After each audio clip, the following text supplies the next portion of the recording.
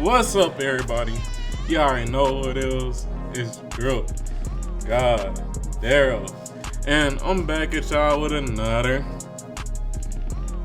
bang. Now, I know y'all see that I'm pretty excited in this video, and that's because it's a good time. It's a great time to be a Minnesota Timberwolves fan. And I'm not a Minnesota Timberwolves fan, but I do like the team. And the reason I say that it's a good time to be a Minnesota Timberwolves fan is because they have got a new coach. Now, if you didn't know, the Minnesota Timberwolves have dismissed Ryan Sanders, and they have hired the Toronto Raptors assistant coach, Chris Finch. Now, this is good for a lot of reasons if you're a Minnesota Timberwolves fan. And before I really get into that, sorry about this, the lights all over my body and shit. My setup is right by a window, so it is what it is. But, oh yeah, and sorry for the roughness. You already know, I'm clean all that, gotta stay drippy. But I will clean it up. But anyways, like I said, it's a good time to be a Minnesota Timberwolves fan, man. It really is. And in this video, we just gonna go in depth about how there is hope if you're a Minnesota Timberwolves fan. Now, as you guys know, I always like to bring up the stats and things like that when it comes to videos where I'm examining the team. And let's do that right now. Now, as you guys can see,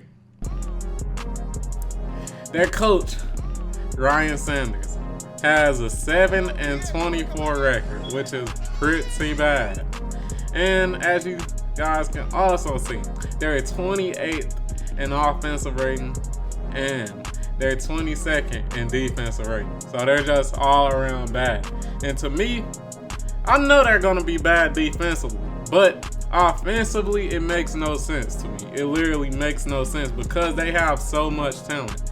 Now, I know that Jarrett Culver has been injured. I know D'Angelo Russell has been injured. But even when they weren't injured, they've been struggling. And it's a lot of flaws with this team. It really is. But we'll go in depth on that, and we'll go in depth on how, or the things that I feel like Chris should do to make this team better. But anyways, as you guys can see, they got a lot of offensive talent. Malik Beasley averaging 20 points. Karl Anthony Towns averaging 22 points. D'Angelo Russell averaging 19 points. And Anthony Edwards averaging 14 points. They have a lot of offensive talent in their starting lineup. But the biggest flaws to this team is that number one, a lot of the players don't really know their roles on this team. And number two, their bench is horrible. But the reason why I say a lot of players on this team don't really know their roles is because if you really look at these players, look at how many shot attempts they are taking. You got two players who are not the best player on the team averaging way more shot attempts than the best player on the team, aka Karl Anthony Towns. Look at this. That literally makes no sense. And that's not a knock to these players because I know that they're very good, as you can see with their stats. D'Angelo Russell shooting about 40% from three. Malik Beasley shooting about 40% from three. They're pretty good, but at the same time, they should not be averaging more shot attempts than the star of the team, Karl Anthony Towns. Now, with that being said, this is some of the things that I feel like Chris should do to really, change this team and make them better. Number one, I feel like there has to be a social hierarchy with this team. Cat should be averaging the most field goal attempts. If I was Chris, I'd model my offense similar to the Philadelphia 76ers offense. And when you just think about the teams, the Minnesota Timberwolves and the Philadelphia 76ers, they have similar rosters. They have good shooters. They have an all-star talent big men, but the way they play the game is completely different. Look at this. Like I said, Malik Beasley and D'Angelo Russell, they are averaging the highest field goal attempts per game. Karl Anthony Towns is not. Look at Philadelphia's. Philadelphia, who's averaging the most field goal attempts? Their star, their big man, the person who the team is built around, aka Joel Embiid. He's averaging 17. The rest of their players are not averaging around that many field goal attempts except Tobias Harris. So, me personally, I would do that same thing. I would play that inside-outside game that the Philadelphia 76ers do, where they pretty much throw the ball into the paint with Joel, let him work on the post, and if the defense double teams, he kicks it out to an open shooter because they have shooters. Like I said, Malik Beasley, 40% from 3. D'Angelo Russell, 40% from 3. They really have shooters out here. But they just, if I was Chris, that would be like the first thing that I'd do. Number 2, for Chris, I'd try to make something happen with this bench, man. I know this would suck, and I know this might be controversial, but me personally, I know Anthony Edwards been starting lately, but me personally, I would have him come off the bench.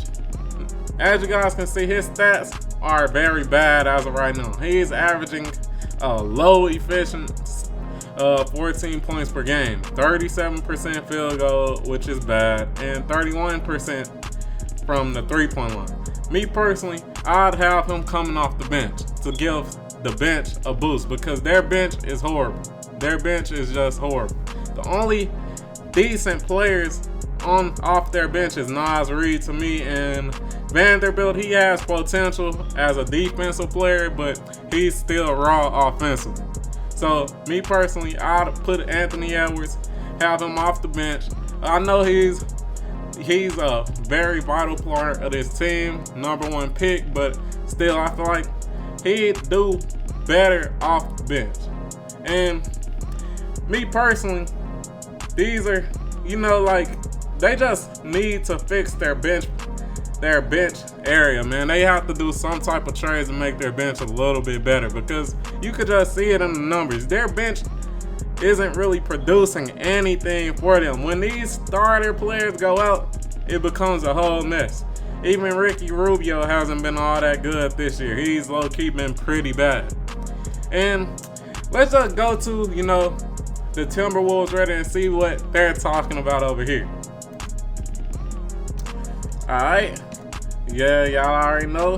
They got the new coach. And speaking on the coach, man, I'm glad that they have got a new coach. Me personally, I feel like Ryan Sanders was pretty much just hired because of his name and because of his father's legacy. And me personally, I'd rather, if it was me and I was a front office, I'd rather have a coach that's really worked his way up instead of having a coach that's riding off of his dad's, legacy, similar to Luke Walton. We all thought Luke Walton would be, amazing and things like that, and we were all like, oh, his dad was a player and things like that, but you see how he's done the Kings. They've been horrible. As soon as he went to the Kings, they've been horrible. But that's a video for another day.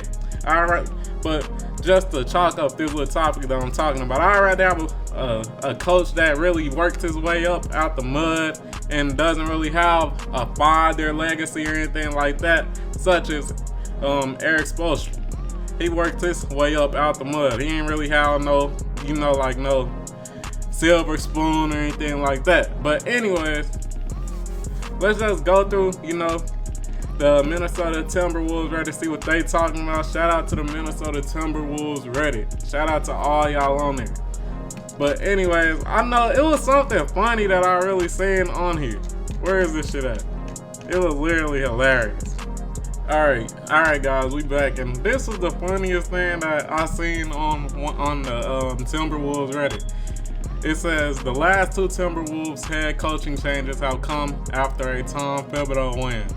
Alright, January 2019, the Phibbs-led Wolves beat the Lakers. Tibbs was fired shortly after. February 2020, the Phibbs-led Knicks beat the Wolves. Ryan Saunders was fired shortly after. That's hilarious to me, man. It's like, you know, the Timberwolves front office just has an agenda against Tibbs, for real. Like, what the hell? I hope that Chris doesn't lose to a Tibbs-led team, or he will be fired. That's tough, man. That's tough. But anyways, something else interesting that I did see on the Reddit. Once again, shout out to all the people in the Minnesota Timberwolves Reddit. It was this right here. Offensive rating before and after the first season that Chris Finch arrived. Houston, they were 16th, and then he went to 4th. Then they went to 4th. Denver was 17th, went to 4th. New Orleans Pelicans, 26th, went to 12th. Toronto, 13th, went to 10th. Obviously, the credit can be completely given to Finch, but the pedigree is clearly there. Wolves currently ranking 28th. So, yeah, that's very interesting to me.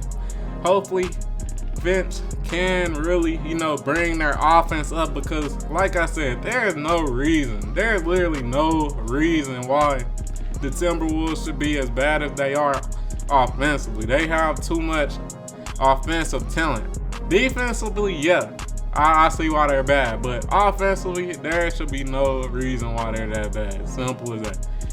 Hopefully, he can make this team better offensively. Like I said, man, hopefully he can.